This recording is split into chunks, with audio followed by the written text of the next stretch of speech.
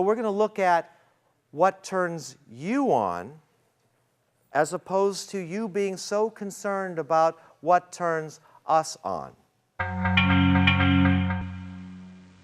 Have you ever tried to impress anyone? How'd that work? What about the old man, third row back? I'm wearing my fancy clothes, and I'm so warm and friendly. And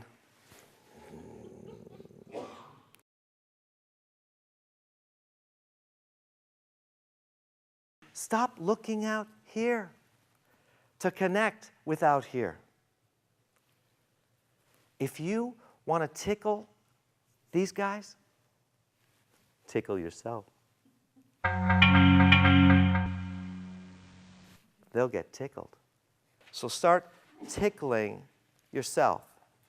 Start looking at that and see what happens. It's going to feel weird because it's the opposite of years and years of the best intentions and tons of training.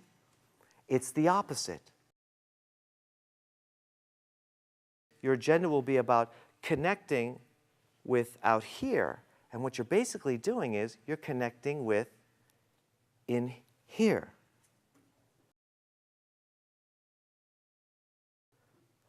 You're tickling yourself.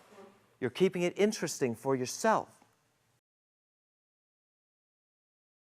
How we create sound is this. The diaphragmatic, which is an amazing, huge muscle set that goes from the front to the back to the side to the side. It is a giant muscle set that spans the entire base of your rib cage.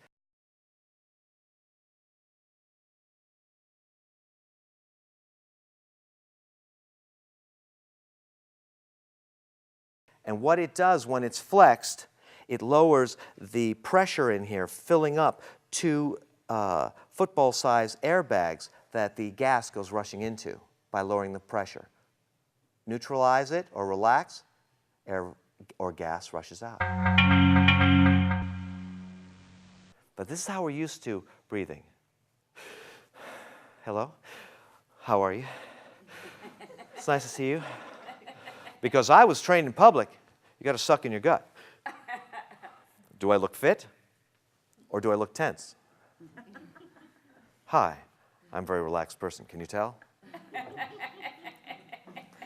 So what we want to get in the habit is of using the diaphragmatic muscles, that muscle set that's down here, because when you do, you can squeeze it, squeeze it, squeeze it, squeeze it, squeeze it, squeeze it, squeeze it, squeeze it, squeeze it. And as you run out of air, you stay at the same volume as you're squeezing it, squeezing it, squeezing it, squeezing it, squeezing it.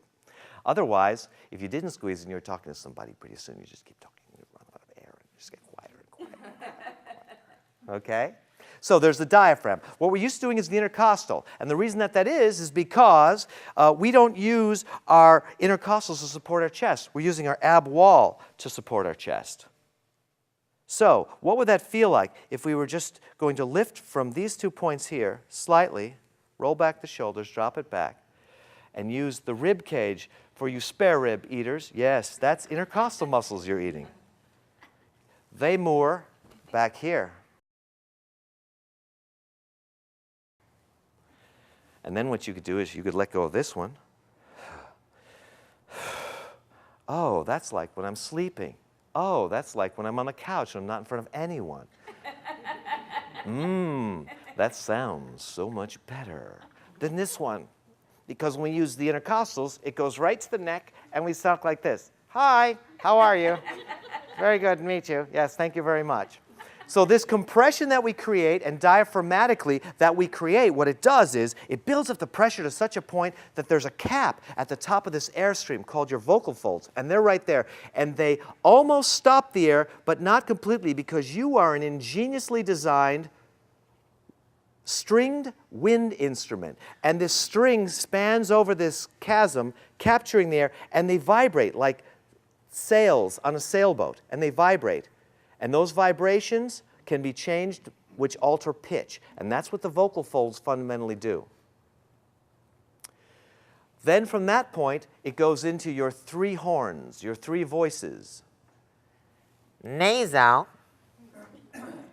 oro, and laryngeo.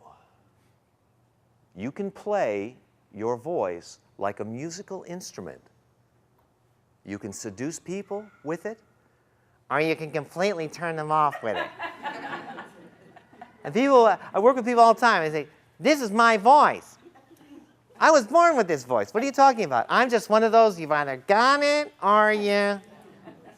And I say, no, it's not your voice. It's how you're playing a magnificent instrument.